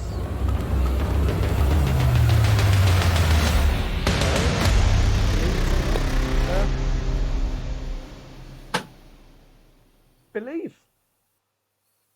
There are believers in our midst, Rick, despite all of that. Well, as I say, I think the phenomenon has to be real, but I just think we need to look at it from a scientific standpoint. No. But our viewers obviously have a different position. It is. That's what we're all about. We accept each other's viewpoints, and we hope to grow from what we share with each other and our viewers, our fellow snufflers. I have one more for you this evening, Rick. If your heart is still full of excitement and mind opening. Fascinating. Which one are we going to take as our last story? Oh, now this is. I'll be honest. This is one of our semi-regular slots. The local angle. These are for theories that have come about mostly in Kent, in England, and maybe have gathered a little bit of traction further afield, but maybe new to some of our viewers. And today, I'm bringing to you a wonderful tale from Chatham, which is a part of the area of Medway in Kent. It's something that has been bubbling under for a few years now, but has made the news. Well, I say the news. It's made some online threads here and there on random websites. It is, of course, the beloved Murderous Statue myth. Now, I can tell from your face that you have heard of this. I have heard of it, visited it. Yes. So for those who are unaware, there is a statue which does not exactly look like the one on the graphic. I assume you did that for safety reasons. No, absolutely, 100%. Yeah, there is a statue just near the ancient dockyard in Chatham, and well, it has frankly a dark and disturbing legend associated with it, which, by all accounts, though not that many incidents have happened, nonetheless, is still very, very widely known in the Medway towns, isn't it? It is. It's a statue that at any time of the year is always bedecked with a traffic cone, at least on his head, if not also on his arm. However, often the police or security come to take it down. It's replaced the same night by local ne'er-do-wells and artistes, and what some may unfairly call chavs, I believe. It's the local term, of course. It is famously from Chatham, in fact. It is the famous statue of Thomas Waghorn, Rick. Have you have you allowed him to tickle you in the ear on your passage through? It is not something I would choose to do. No, but it is a little piece of local history, isn't it? A little piece of local lore, and it's something that is widely known to those in the Medway towns. And for the most part, you might think this is a statue that is like any other and is abused a little bit by the local youth, like any other might be. And yet it has there's a dark side to this story, isn't there? There is, and of course, tales of moving statues really came to the fore because of the Weeping Angels in Doctor Who. I don't know if you if you remember it, Rick. Of course, A beautifully written tale. very much a villain that was that started like all villains do as a beautiful thing, and then was beaten into the ground and then kicked a few times while it was lying there gasping for breath. But the first couple of appearances really caught the locals' imagination, and people became very suspicious and weary around statues that otherwise on a day-to-day basis they cared not for. As I understand it, this is true. It did lead to some people paying a little bit more attention to the statues in their midst. And this one in Chatham, it turns out, might have been paying attention back. Our Scottish friend in chat has clearly heard of it before, because he is right. It is a story that focuses mostly on the youth of the town of Chatham, of course. A very interesting diaspora in their own right, Rick. It certainly is a part of the world where youth culture has developed some degree of independence and individuality. Not to everybody's delight, it must be said, but certainly it is a unique environment for the younger crowd. And you can see them loitering around outside the Pentagon and up on Gillingham High Street, and you think, okay, could do better, perhaps. And it appears that the statue of Thomas Waghorn, according to rumour, also thought the same and decided to take it into his own pointy hands. So, as I understand it, every victim of this particular horror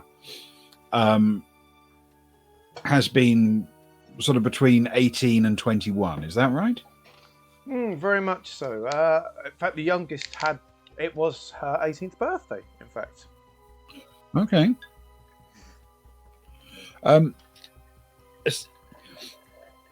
They die close to the statue of unknown causes.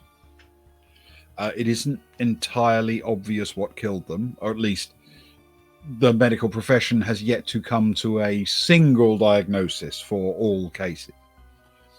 But there is something a little bit odd, which is that, according to the local story, wherever the victim lies dead is in direct line of sight with the eyes of the statue. And the victims haven't all fallen dead in the same place. And as you say, this leads people to believe that the statue must move, and yet any photograph you compare the statue to, it always looks exactly like it would if you were standing in front of it, no matter when the statue was taken, when the picture was taken. Isn't that fascinating? Well, some people say it's a trick of modern photography. These new phones can create angles and light variations that aren't really there. But as you and I have said before, there's more to it than that. It's more than just a trick of camera work and such like. There's something that just feels wrong in the gut. And as we've learned here on the Truth Foragers, and as we always say to our snuffling friends, you have to believe your gut more than what your eyes tell you quite often.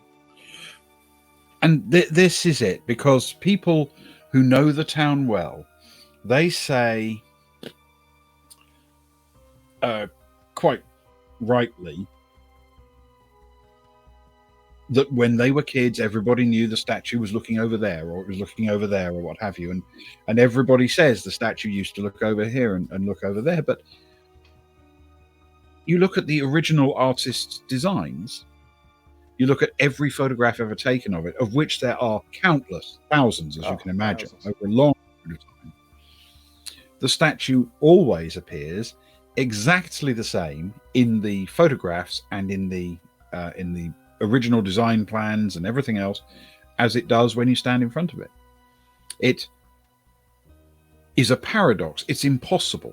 And yet locals will swear, it used to look towards the dockyard gates, or it used to look towards the bridge. Everything about it is very mysterious. And we do have not a huge number, but several somewhat unexplained fatalities. It's, they're always, as you say, 18 to 21-year-olds, always in good health. When autopsies are taken, there's no underlying health condition. Some might say it gets cold in the winter and chatter. If the young ladies have been drinking, maybe there'll be, there's an underlying heart condition or something might cause something, but there never is. And the one thing that's always true is that, as you say, as they've died in eye line with the Thomas Waghorn statue, they've also died with their eyes wide open in fear, staring at the statue. Yes. Which to me makes it more that than is a medical thing. Another noticeable thing, and something that perhaps is creepy for people, but not necessarily inexplicable. People do sometimes die with their eyes open. Of course.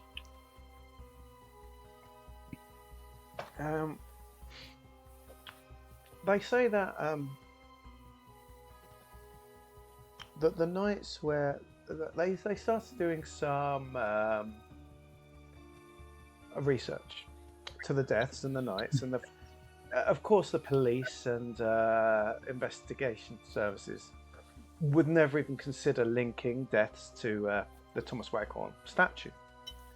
But those like us that have a more open mind started researching the times of death and whether the Thomas Waghorn statue was wearing its cone or not at the time. And they did find a correlation, didn't they, Rick?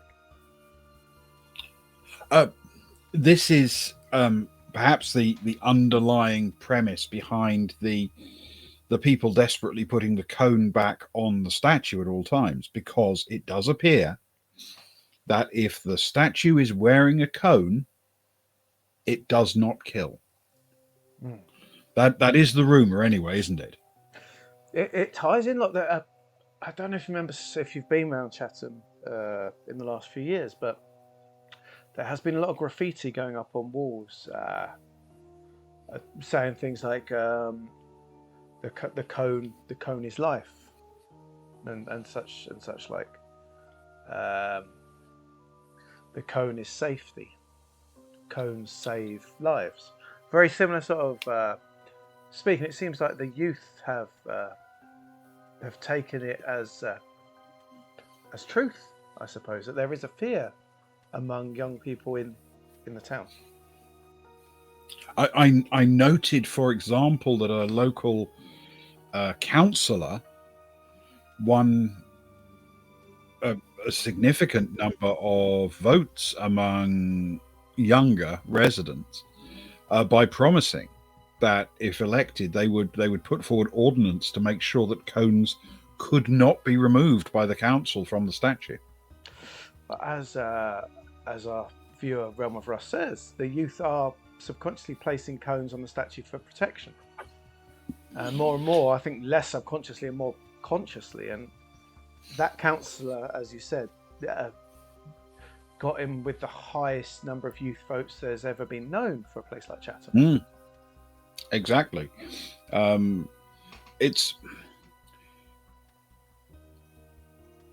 We can speculate about exactly how this works, because obviously the cone doesn't interfere with the statue's gaze directly. But I don't know if you've seen the pictures of the victims. They do look awfully terrified, don't they? The faces.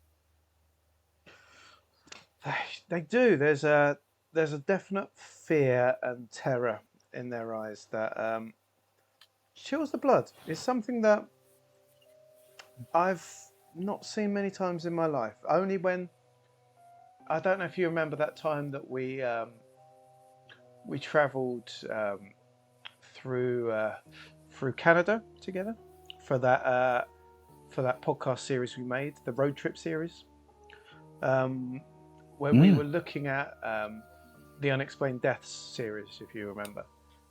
And we came across that whole spate of deaths around Toronto with the terror in the eyes. It's the closest I could think of it, to be honest. The Toronto Terror was certainly one I remember distinctly from that. So, is it possible, do you think, that a statue with a traffic cone on its head simply isn't frightening enough to scare someone to death? Thomas Waghorn was not a particularly attractive man, but his face alone would not put the fear of God into people and kill them on the spot. It suggests that the statue is channeling, in my mind, some supernatural ill intent towards the youth of Chatham. In my mind, there is power at work there that is killing these young people. And I know I've just gone out on a limb here, but this is something that I feel very strongly about as a local angle. Yes. I note that one of our people in chat has suggested that it could be the weight of the cone, or perhaps the sand within it to keep it upright, that in some way pushes it down into the plinth. Maybe that's what matters. Does the cone cover his eyes? Does it break the eye line perhaps sometimes?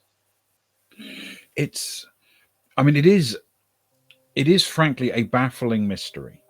And I've seen enough locally here to think that it is not something that can necessarily be easily tested or evaluated.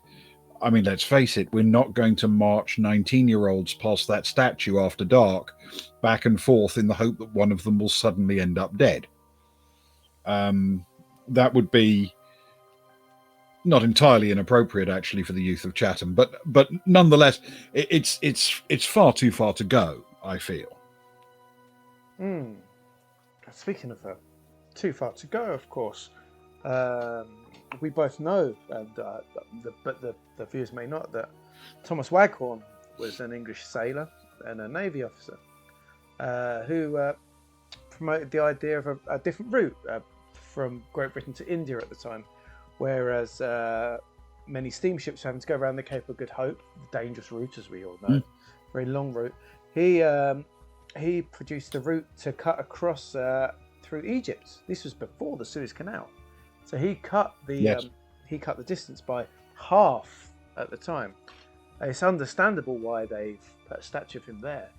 So for me, it's hard for me to understand why the statue would have this resentment towards the young. Maybe it's their lack of get up and go. Maybe he's angry at their work-shy ethic. Maybe he is. Maybe.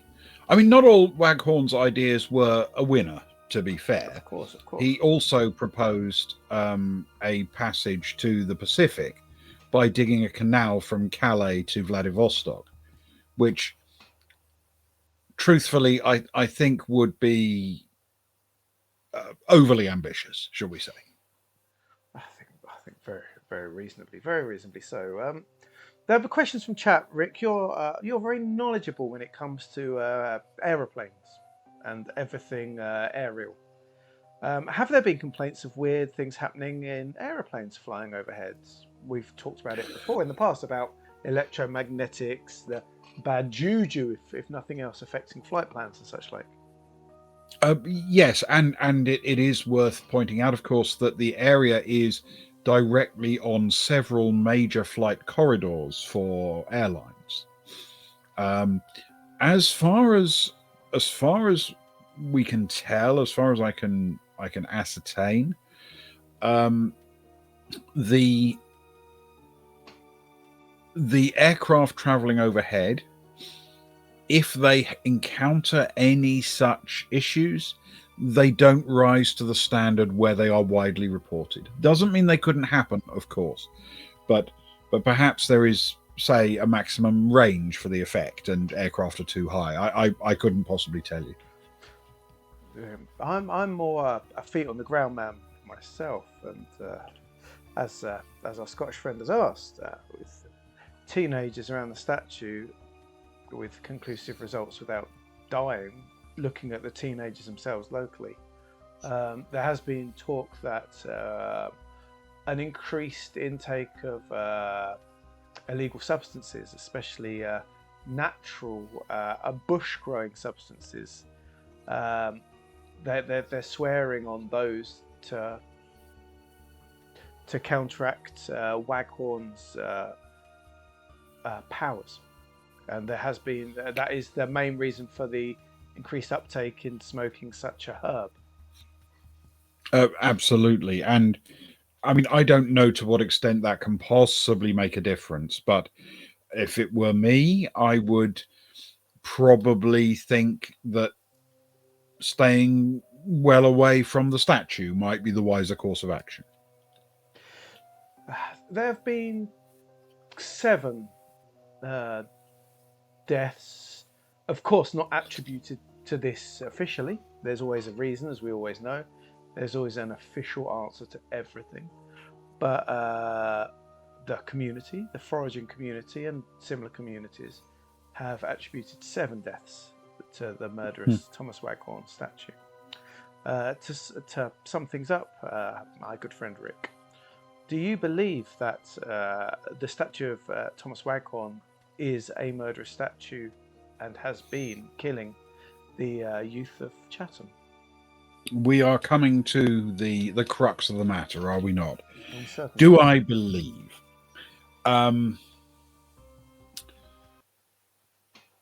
If I were hearing this from a place I did not know, I would remain completely skeptical.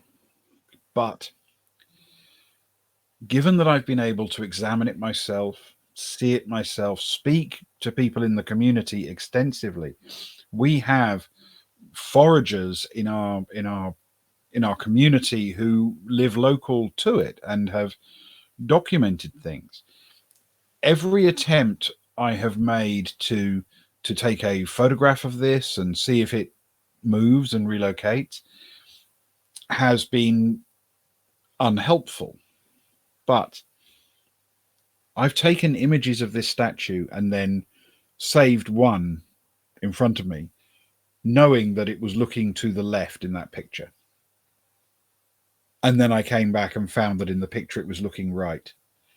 And the news was reporting another death. So I'm afraid to say, much as I do not have a single shred of scientific explanation for this, I believe. Rick Bishop, you surprised me in a very good way, and I am.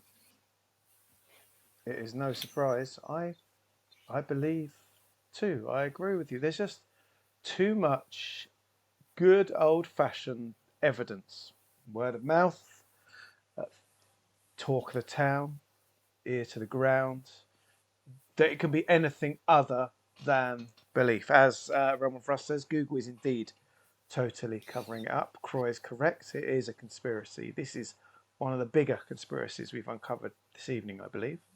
The cone theory makes total sense. The smoking of the herb as protection makes total sense for those that know of Chatham. The photographic evidence you talk about is mind-blowing to me. In my mind, there is nothing that could convince me otherwise than the Thomas Waghorn statue is murdering 18 to 21-year-olds. And even though I am no longer 21, if I walked through that town and saw no cone on the statue's head, I would give it a wide berth. A very wise man. It's those sort of decisions are why you've made it to your age, Rick, and you're still thriving. Ah, yes. Yes, given the life you and I both lead.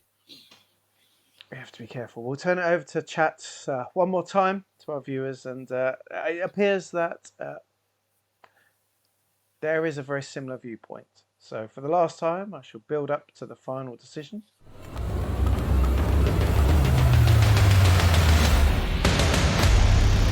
And our viewers believe. Very wise. The foragers have snuffled and they found their truth truffles, Rick. Yes. Well, thank you so much. It has been an absolute treat, Dickie, this evening. Our guests as well. Yeah, well, one of our guests as well. You can't win them all, after all. Rick, I hear that whereas usually we'd have another podcast next week, of course, I hear that you're traveling around certain parts of South America for a month or so, perhaps. So it may be a short while before we gather together again. That's true. Yes, I'm heading off to Guyana for a while because the myth of the local Guyana iguana has captured my attention. A worthy reason to spend thousands of pounds on the journey. Absolutely.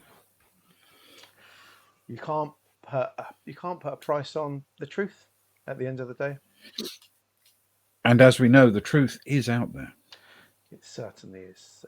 Thank you, as always, to our dear viewers, our listeners. We appreciate you all. We snuffled together at the end of the day. And remember, dear viewers, we do have your IP addresses. We have up-to-date photos of you and your family and your cars. We hope that makes you feel secure in being part of our community and that you feel safer.